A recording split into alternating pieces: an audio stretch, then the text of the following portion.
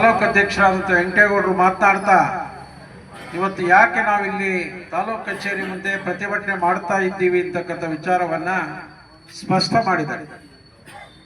ಇವತ್ತು ಕರ್ನಾಟಕದಲ್ಲಿ ತೀವ್ರವಾದಂಥ ಬರಗಾಲ ಇದೆ.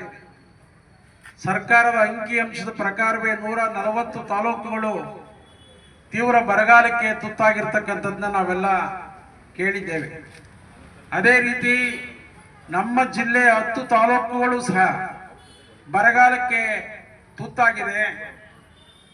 ಕುಡಿಲಿಕ್ಕೆ ನೀರಿಲ್ಲದ ಸಂದರ್ಭ ನಿರ್ಮಾಣ ಆಗಿದೆ.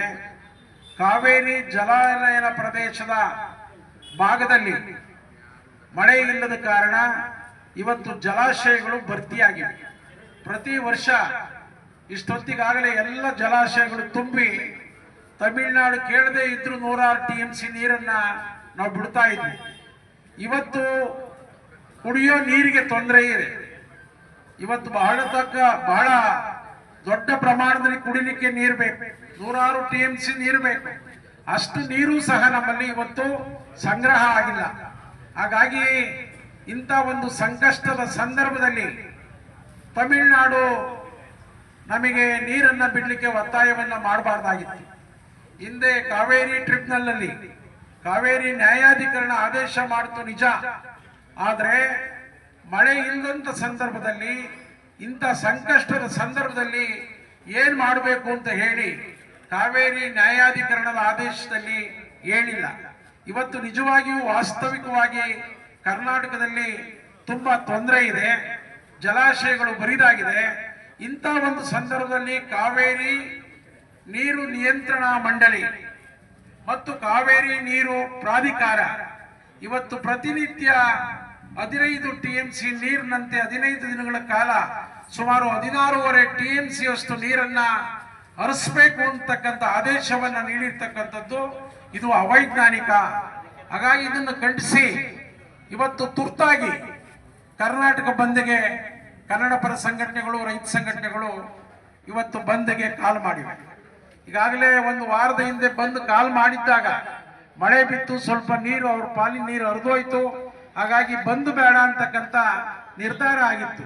ಹಾಗಾಗಿ ನಿನ್ನೆ ತುರ್ತಾಗಿ ಮತ್ತೆ 16-17 TMC ನೀರು ಕೊಡಬೇಕು ಅಂತ ಅಂದಾಗ ಕಾವೇರಿ ಜಲಾನಯದ ಭಾಗದ ರೈತರು ಎಲ್ಲ ಸೇರಿ ತುರ್ತು ಸಭೆ ಮಾಡಿ ಇವತ್ತು ಕರ್ನಾಟಕ ಬಂದ್ಗೆ ಏನು ವಾಟಾಳ್ ನಾಗರಾಜರವರು ಕರೆ ಕೊಟ್ಟಿದ್ದಾರೆ ಅದನ್ನ ಬೆಂಬಲಿಸಬೇಕು ಅಂತಕ್ಕಂಥದ್ದು ತೀರ್ಮಾನ ಆಯಿತು. ಹಾಗಾಗಿ ತುರ್ತಾಗಿ ನಮ್ಮ ಜಿಲ್ಲೆಯ ಗುಬ್ಬಿ ತಾಲೂಕಿನ ಘಟಕ ತುರ್ತಾಗಿ ತಾಲೂಕು ಕಚೇರಿಯ ಮುಂಭಾಗದಲ್ಲಿ ಬಂದು ಪ್ರಮುಖರೆಲ್ಲ ಇವತ್ತು ಯಾವುದೇ ಕಾರಣಕ್ಕೂ ಕರ್ನಾಟಕ ಸರ್ಕಾರ ಪ್ರಾಧಿಕಾರ ಮಾಡಿರ್ತಕ್ಕಂಥ ಆದೇಶವನ್ನ ಪಾಲಿಸಬಾರದು.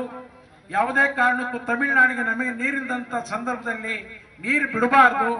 ಈ ಸಂಬಂಧ ತಾವು ಕಾವೇರಿ ಪ್ರಾಧಿಕಾರದ ಮುಂದೆ ಮತ್ತು ಸುಪ್ರೀಂ ಕೋರ್ಟ್ ಮುಂದೆ ಈ ಕಷ್ಟ ಕಾಲದಲ್ಲಿ, ಇಂಥ ಸಂಕಷ್ಟದ ಕಾಲದಲ್ಲಿ ನಾವು ಯಾವ ರೀತಿಯ ಸೂತ್ರವನ್ನ ಅನುಸರಿಸಬೇಕು ಅಂತ ಹೇಳಿ, ನಿಯಮಾವಳಿಗಳನ್ನ ರೂಪಿಸಬೇಕು ಅಂತ ಹೇಳಿ ಸರ್ಕಾರ ಅಪೀಲನ್ನ ಮಾಡಬೇಕು. ಪ್ರತಿ ವರ್ಷ ಇಂಥ ಕಷ್ಟ ಬಂದಾಗ ಹೋರಾಟಗಳಾಗ್ತದೆ. ನಾವು ರಾಜ್ಯ ಸರ್ಕಾರದ ಮೇಲೆ ಒತ್ತಾಯ ಮಾಡ್ತೀವಿ. ರಾಜ್ಯ ಸರ್ಕಾರ ತಮ್ಮ ಸರ್ಕಾರವನ್ನ ಉಳಿಸ್ಕೊಳ್ಳಿಕ್ಕೆ ಕಾವೇರಿ ಜಲಾನಯದ ಭಾಗದ ರೈತರಿಗೆ ತೊಂದರೆ ಮಾಡಿ ತಮಿಳುನಾಡಿಗೆ ನೀರು ಹರಿಸ್ತಕ್ಕಂಥ ಕೆಲಸವನ್ನ ಮಾಡ್ತಾ ಇದೆ. ಇವತ್ತು ನಮ್ಮ ಹೇಮಾವತಿಯಲ್ಲಿ ನೀರಿದೆ. ನಮ್ಮ ಉಸ್ತುವಾರಿ ಸಚಿವರು, ಉಪಮುಖ್ಯಮಂತ್ರಿಗಳು ಮನಸ್ಸು ಮಾಡಿದ್ರೆ ಈ ತಿಂಗಳು ಪ್ರಾರಂಭದಲ್ಲೇ ನೀರು ಬಿಡಬಹುದಾಗಿತ್ತು. ಜುಲೈನಲ್ಲೇ ನೀರು ಹರಿಸಬಹುದಾಗಿತ್ತು. ಇವತ್ತು ಜುಲೈನಲ್ಲಿ ನೀರು ಹರಿಸಿದ್ರೆ ತುಮಕೂರು ಜಿಲ್ಲೆಯ ಎಲ್ಲ ತಾಲೂಕುಗಳ ಎಲ್ಲ ಕೆರೆಗಳಿಗೆ ಇವತ್ತು ನೀರನ್ನ ತುಂಬಿಸ್ಲಿಕ್ಕೆ ಅವಕಾಶ ಇತ್ತು. ನಮಗನ್ನಿಸ್ತದೆ ಇವರು ತಮ್ಮ ಅಧಿಕಾರನ ಉಳಿಸ್ಕೊಳ್ಳಿಕ್ಕೆ ನೀರು ಸಂಗ್ರಹ ಮಾಡಿ ನಮ್ಮ ಜಿಲ್ಲೆಗಳನ್ನ ವಂಚಿಸಿ ನಮ್ಮ ನೀರನ್ನ ತಮಿಳುನಾಡು ಬಿಟ್ಟು ಇವರು ಅಧಿಕಾರನ ಉಳಿಸ್ಕೊಳ್ಳೋಕ್ಕೋಸ್ಕರವಾಗಿ ಕಾವೇರಿ ಜಲಾನಯನ ಭಾಗದ ಜನರನ್ನ ಬಲಿ ಕೊಡ್ತಕ್ಕಂಥ ಕೆಲಸವನ್ನ ಪ್ರತಿ ವರ್ಷ ಇವರು ಮಾಡ್ತಾ ಬಂದಿದ್ದಾರೆ. ಅದೇ ಕೆಲಸವನ್ನ ಇವತ್ತು ಇವರು ಮಾಡ್ತಾ ಇದ್ದಾರೆ. ನಮ್ಮ ಪರಮೇಶ್ವರ್ಗೆ ನಾವು ಈ ಮೂಲಕ ಒತ್ತಾಯ ಮಾಡ್ತೇವೆ. ನಿಮಗೆ ಗೌರವ ಇದ್ರೆ, ಈ ಭಾಗದ ಜನರ ಬಗ್ಗೆ ನಿಮಗೆ ಗೌರವ ಇದ್ರೆ ಈ ಜಿಲ್ಲೆಗೆ ನೀವು ಇಷ್ಟೊತ್ತಿಗೆ ನೀರು ಹರಿಸಬೇಕಾಗಿತ್ತು.